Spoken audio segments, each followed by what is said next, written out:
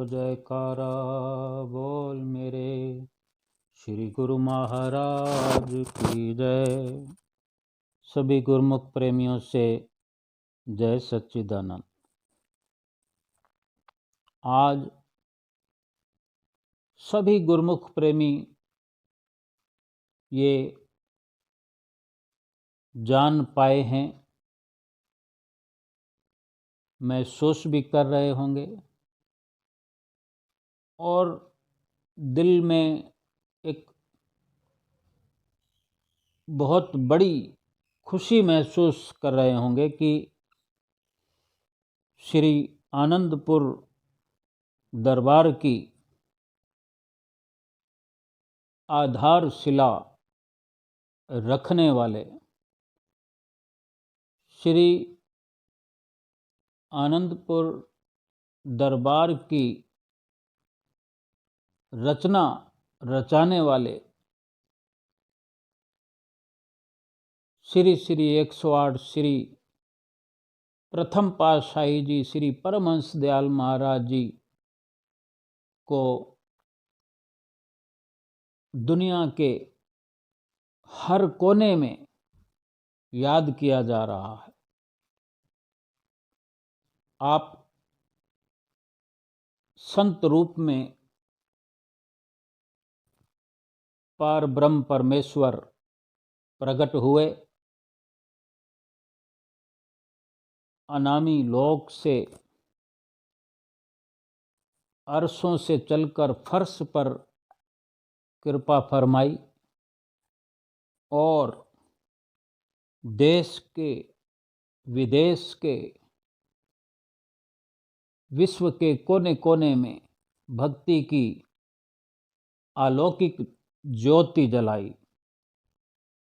हम अब अपने घट में हृदय मंदिर में उन्हीं का स्वरूप विराजित किए हुए हर पल सुखद अनुभव कर रहे हैं। भक्ति के मार्ग पर चलते हुए उन्हीं के आशीर्वाद को श्री हुजूर छठी पातशाही गुरु महाराज जी के कर कमलों से प्राप्त कर रहे हैं और इसका वर्णन करने के लिए शब्द हमारे पास नहीं है। इन सब का वर्णन करने के लिए शक्ति ताकत हमारे इस जिस्म में नहीं है। जो भी हम चर्चा करते रहे हैं, कर रहे हैं, करते रहेंगे, ये केवल और केवल हमारे अंदर में विराजमान स्वयं श्री परमहंसों की जो ज्योति है, जो नूर है, वही प्रेरणा बनकर हमारी इस जुबान से जो थोड़ा बहुत वर्णन हो आता है,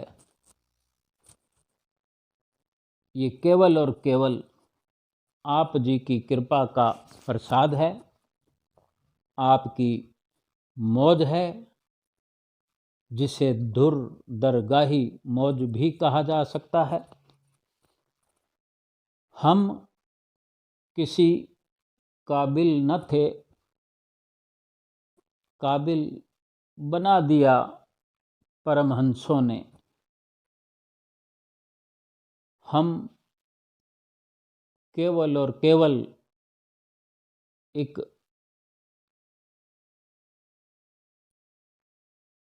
मनुष्य जन्म को पा करके भले ही इस जीवन में खुश हो लेते कि हम 84 लाख योनियों से श्रेष्ठ मनुष्य जीवन में आ गए हैं, लेकिन ये जीवन तो कभी न कभी समाप्त होने वाला है। फिर क्या होता? लेकिन ऐसा हुआ नहीं, जो कि हमें श्री परमहंसों की चरण शरण प्राप्त हो गई और उन्हीं के मार्गदर्शन में हमने जीवन जीना सीख लिया। मनुष्य जीवन की हमारी खुशी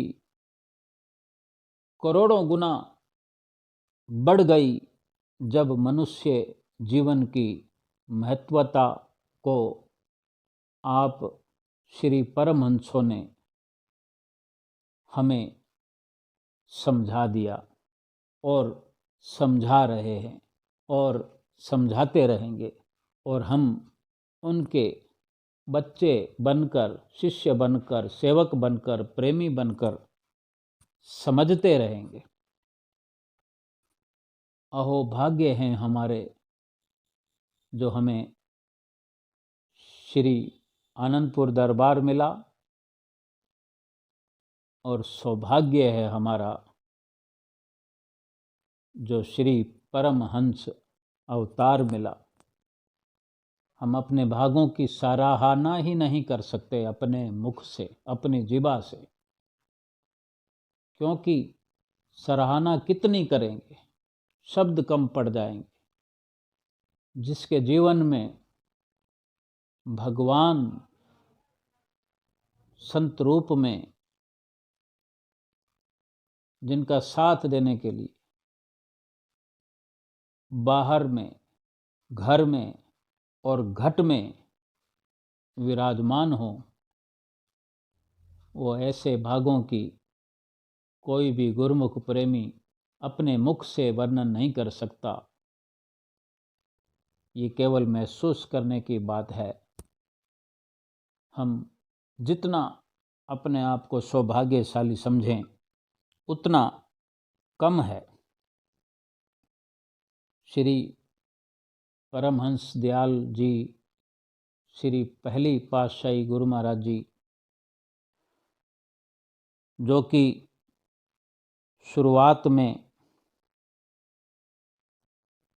जिस प्रकार जयपुर में भी एक बहुत बड़े सत्संग की शुरुआत हुई, पाकिस्तान टेरी में जहां आज हुजूर गुरु महाराज जी, आप जी के समाधि स्थल पर जहां श्री परमहंस महाराज जी की समाधि स्थल है, वहां हुजूर छठी पातशाही गुरु महाराज जी आज वहां कृपा फरमाई है, और वहाँ भी बहुत सत्संग का प्रचार हुआ। उसी दौरान एक बार हमारे श्री परमहंस दयाल जी महाराज जी राजस्थान जयपुर में कृपा की थी, और जयपुर में सत्संग की अमृत वर्षा हुई। एक समागम था। श्री गुरु महाराज जी ने अपने मुखार विंद से अमृत वर्षा करते हुए प्रवचन फरमाए, और श्री गुरु महाराज जी ने अपने वचनों की शुरुआत की कि प्रेमियों, ईश्वर ने, उस अल्लाह ने, उस खुदा ने आपको ये सुंदर शरीर दिया है। हर सुबह उठकर उसका आभार प्रकट किया करो, शुक्रिया अदा किया करो कि ऐ परमात्मा, तूने हमें स्वस्थ जीवन दिया है और हमारे शरीर के सभी अंग सुचारू रूप से कार्य कर रहे हैं। हमारे महाप्रभु ने फरमाया कि देखो, आज आपका शरीर स्वस्थ है तो सेवा कर पाओगे, सत्संग सुन पाओगे, दर्शन दीदार कर पाओगे। इसलिए जब तक ये शरीर है, इससे अच्छे कार्य करो, ताकि आगे आने वाला जो समय है आपके लिए सुहेला बन जाए, स्वर्णिम अवसर बन जाए। थोड़ा थोड़ा समय निकाल कर भी दिन में अगर आप उस परमात्मा के पास बैठते हैं, उसको याद करते हैं, उसका आभार प्रकट करते हैं, वो थोड़ा थोड़ा समय आपके लिए आगे चलकर बहुत बड़े रूप में द्वार खोल देता है, आपको समृद्धिशाली बना देता है, भाग्यशाली बनाता है। लेकिन कब? जब आप उस परमात्मा के लिए समय निकालोगे। इसलिए सारे दिन में थोड़ा थोड़ा समय निकालकर, थोड़ा थोड़ा समय कई बार निकालकर अपने मुर्शिद के सानिध्य में बैठा करो, यानी सतगुरु के, गुरु महाराज जी की नज़दीकी में बैठा करो, उसको याद किया करो। ये जन्म बहुत अमोलक है जो आपको इस समय मिला हुआ है, और जिसके ऊपर पूर्ण सतगुरु की कृपा हो जाए, कृपा हो जाती है, जिन सेवकों को पूर्ण सतगुरु की शरण मिल जाती है, वो इसका पूरा पूरा लाभ उठाते हैं और आवागमन के चक्कर से मुक्ति पा जाते हैं। इसी प्रकार महाप्रभु ने फरमाया, ये सब चीज़ें तभी होंगी जब आप लोग करोगे, अमल करोगे। महाप्रभु ने सबको फरमाया कि एक हफ्ता पहले एक प्रेमी हमारे पास आया। ये तब की बात है, लगभग 100 साल के आसपास पहले की बात है, जब आप जयपुर के अंदर सत्संग प्रवचन फरमा रहे थे, और इसी दौरान एक प्रेमी जो कि उनके पास आया, उसकी चर्चा करते हुए फरमाया कि एक सप्ताह पहले एक प्रेमी हमारे पास आया और हमने उसको सत्संग के दौरान समझाया कि आप सत्संग में क्यों नहीं आ रहे हो। तो उसने कहा कि मेरे पास काम बहुत ज़्यादा है, इसलिए मैं समय नहीं निकाल पाता। महाप्रभु ने फरमाया, चाहे थोड़ा समय दो, 10-15 मिनट ही दो, लेकिन हाज़िरी ज़रूर लगाओ, हाज़िरी लगाने के लिए ज़रूर आया करो। जैसा कि हम भी बहुत बार ऐसा सुनते हैं, संत महापुरुष हमें हिदायत करते हैं कि आप आया करो। ये श्री परमहंस महाराज जी अपने मुखारविंद से वचन सुना रहे हैं, और ये उस प्रेमी का किस्सा भी सुनाया। और जब श्री गुरु महाराज जी कह रहे थे प्रवचनों में कि चाहे 10-15 मिनट दे दो, लेकिन हाज़िरी ज़रूर लगाने के लिए आया करो सत्संग में।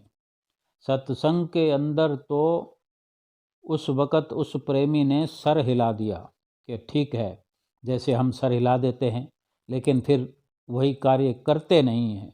हाँ भर लेते हैं, लेकिन उस पर अमल नहीं करते हैं।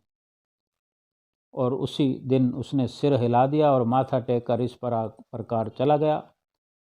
और आज 1 सप्ताह हो गया है, वो आया नहीं। हाँ भर के गया था, लेकिन आया नहीं। जब उसके बारे में पता किया गया तो वो बीमार हो गया है, ये पता हमें चला है कि वो बीमार हो गया है। और वो कहता है जवाब में कि मैं उठ नहीं सकता, मैं चल नहीं सकता, पता नहीं मेरा कौन सा कर्म है आगे आ गया है। तो महाप्रभु ने फरमाया कि देखो, सत्संग में आओगे, भजन सुमरन करोगे तो कर्म कट जाएंगे।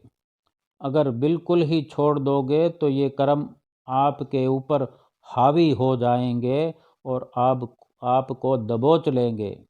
फिर क्या करोगे? फिर कुछ हो नहीं पाएगा। इसीलिए महापुरुष बार बार चिताते हैं जीवों को कि जागो जागो जागो, थोड़ा थोड़ा भी करते रहोगे तो कर्म आपके कटते रहेंगे। और इसी प्रकार सत्संग की समाप्ति पर सबको आशीर्वाद श्री गुरु महाराज जी ने फरमाया। इतने सुंदर वचनों से हमारा कायाकल्प हो जाता है तब जब कि हम महापुरुषों के वचनों को सुनकर उन पर पूरी श्रद्धा से, पूरे भक्ति भाव से अमल करते हैं। कि श्री गुरु महाराज जी ने फरमाया कि सारे दिन में थोड़ा थोड़ा समय, यानी थोड़ा थोड़ा करते हुए पूरे दिन को सफल करना है। जब जब भी ख्याल आए उसी वक़्त शुक्राना अदा करना है, उसी वक़्त धन्यवाद अदा करना है, उसी वक्त आभार प्रकट करना है कि हे प्रभु, मुझे ये आज का दिन आपकी अनुकंपा से जो मिला, स्वस्थ जीवन के रूप में मिला आज का दिन, इसका शुक्राना है। और ये जब शुक्राना करते हैं, आभार प्रकट करते हैं, तो इसका वज़न और बढ़ जाता है, जिम्मेवारी और बढ़ जाती है कि हम भली भांति समझ रहे हैं कि हमें एक बहुत बड़ा अवसर मिला है। तो इस बहुत बड़े अवसर में हमें अपने साथ ले जाने वाली जो भक्ति है, भक्ति का धन है, उसके लिए नित्य नियम की भी ज़रूरत है, सुमरन की भी ज़रूरत है, वो करना चाहिए। अगर हम समझ रहे हैं और शुक्राना भी कर रहे हैं कि हे प्रभु, आपकी कृपा से मुझे ये स्वस्थ जीवन आज के लिए फिर से मिला है, तो आज की डेट में, आज के दिन, आज का कार्य जो कि भजन सुमरन है, उसको अवश्य करना है, नित्य नियमों की पालना अवश्य करनी है। और इसी प्रकार अपना कार्य और अपने कार्य के साथ जुड़ते हुए अपने लोक और परलोक को सुहेला बनाना है। बोलो जयकारा बोल मेरे श्री गुरु महाराज की जय।